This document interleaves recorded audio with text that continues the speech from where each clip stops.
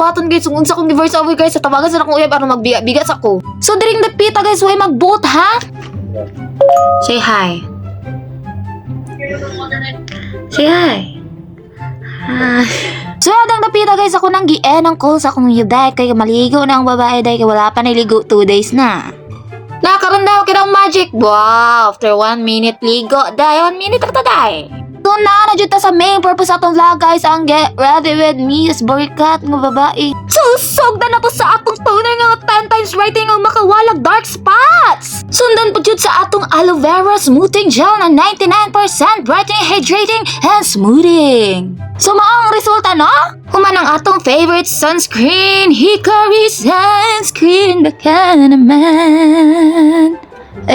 Susundan pa dyan sa atong eyebrow pencil from GMCY. Bugyan pa dyan ang eyebrow gel guys. Ano perfect yung atong eyebrow. Oh my god, tora. Dahil man na. So, but nga na to ng mascara dahil ano mas emphasize ang atong lashes. Yeah, I think. Tuwara mo lang si Dracula.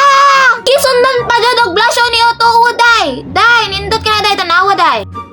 Hoy Oto, tanawang ako lipstick. Grabe nakahuga, grabe nakagas-gas. Day, tanawa day. Unsa nakagamit day. Ha! Gamit! Patungan ba dyan ni Mangge day? Huwag ba dyan na-satisfy ang babae day? Satisfy. Ay. So guys, I'm done with my first day of vlog. Bye-bye!